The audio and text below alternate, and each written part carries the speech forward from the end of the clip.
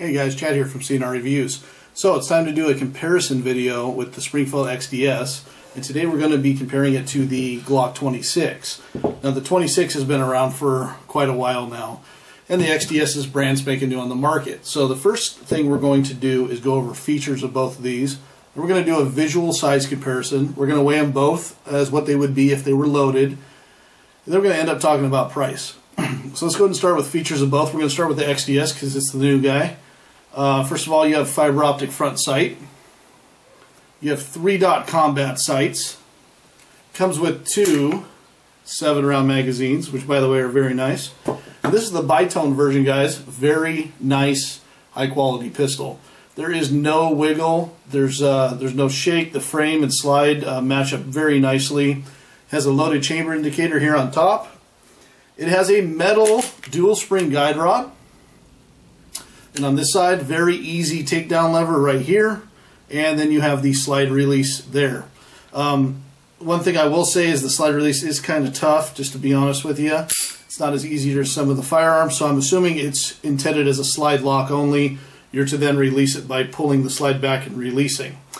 I don't know if you guys saw that, but the trigger charged. Now standard XDs with it just sitting here unloaded, the trigger sits really far back in the trigger guard. If you charge the firearm, the trigger moves forward.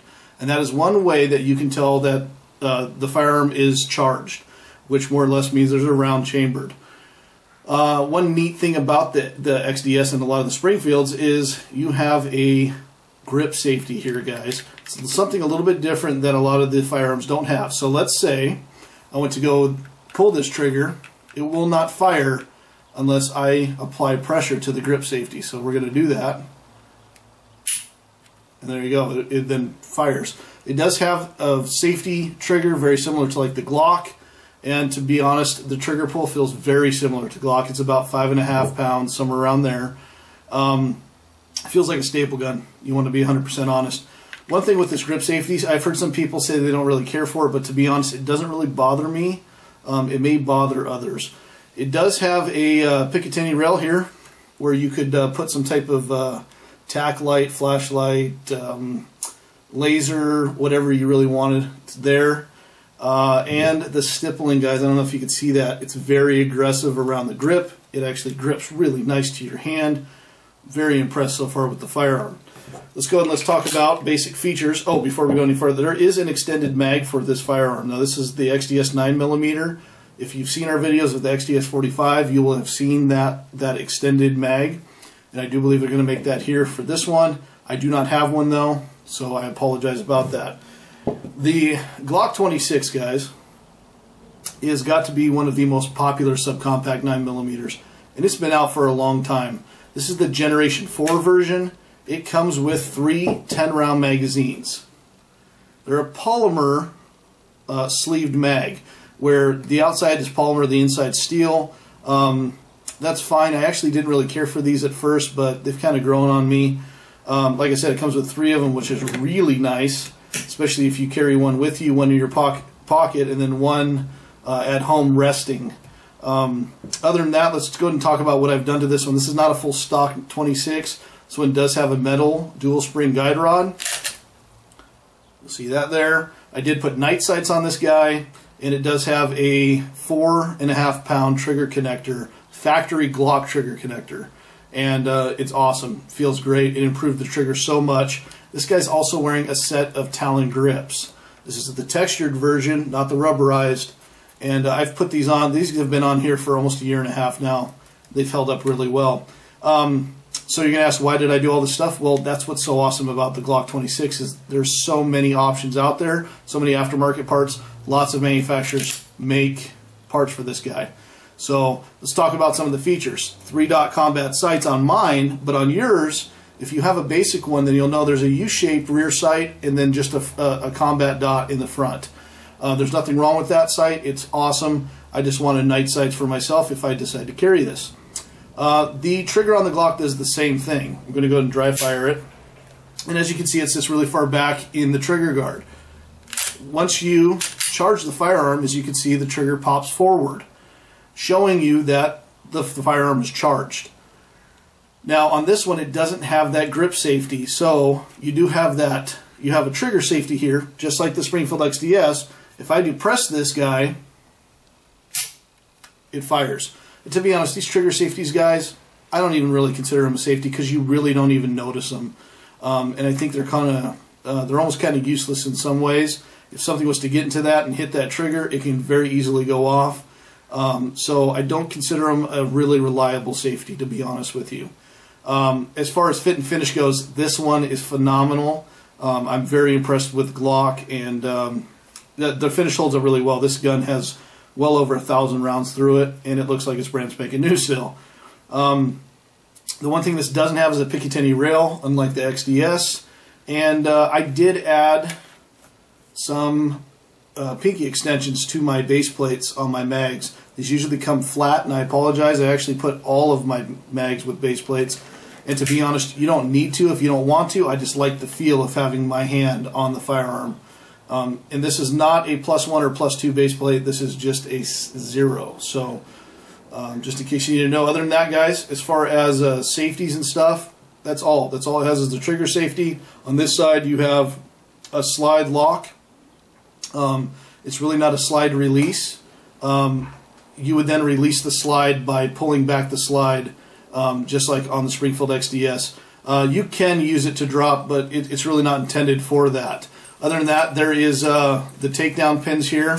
A little bit different than what's on the Springfield XDs. So other than that, guys, those are the features of both the firearms. Let's go ahead and do a visual comparison of them, and then we're going to weigh them. Now, the reason why we do visual comparisons is because a lot of people have trouble with numbers, visualizing, especially if I say this is 6 inches or versus, this is 1 inch. Well, my inch and your inch are different. So if you want to know the specs, go to the manufacturer's website. Glock has a great website, so does Springfield. Check out the specs on their websites. We're just going to show you a visual comparison. So if you do see a Glock 26, you'll know that this one's a little bit bigger or vice versa. So let's go ahead and let's do this. We're going to line up both of the firearms end to end. And there you go.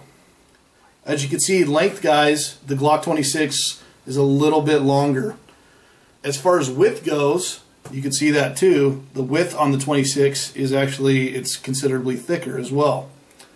Another thing, we're going to show you the height of these firearms. And yes, I said height. If I had the flat base plate on the mag, you would see that the Glock is almost identical as a Springfield. I mean, they're very, very similar. The Glock may be a little bit shorter than the Springfield, but it's pretty minimal. The biggest difference, guys, comes when you look at the width of the grips. You got a double stack mag with the Glock. You have a single stack with the Springfield.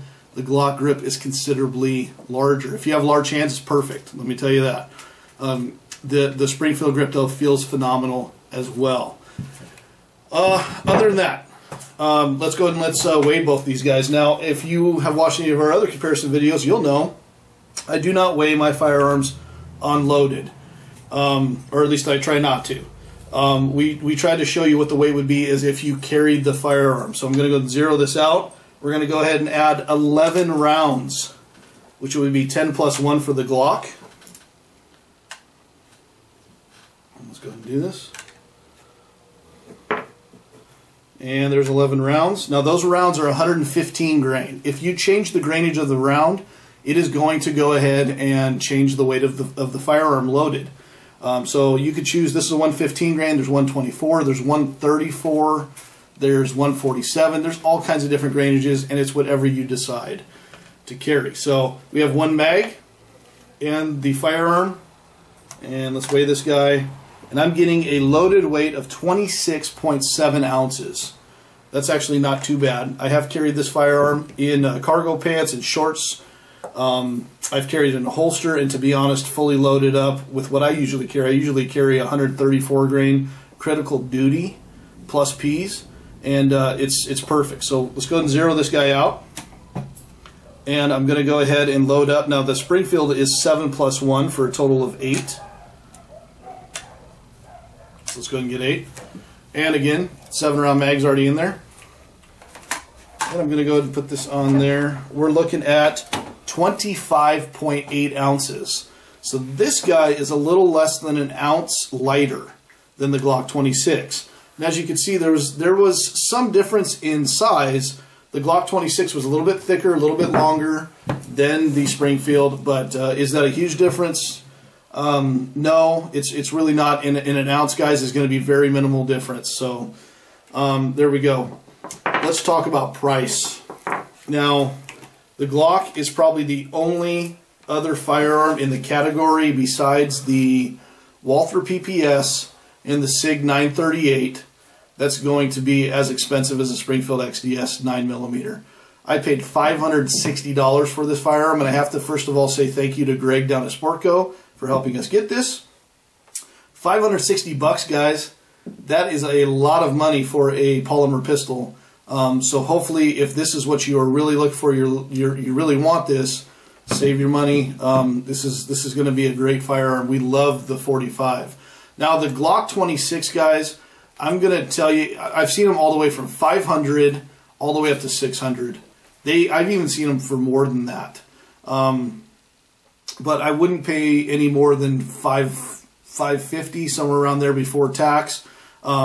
This one, I believe I paid around $530. It was almost $600 out the door. And like I said, it came with 3 mags. It comes with a nice little box. Springfield comes with an awesome box and holster and stuff. But really, these are very comparable in price. And like I said, in the subcompact category, the only ones that are going to be falling around that other for price with the XDS is going to be the Walther PPS, the SIG 938, and actually, if you went with a higher end car like a PM9, that's also going to fall in that price range. So, if you have any questions, feel free to ask. Look forward to more comparison videos and check out our channel. We have over 500 videos covering all manner of firearms, and we also have tons of videos already covering the Glock 26. We will have many more following this guy. So, thanks a lot for watching this chat from CNR Reviews. Have a good night.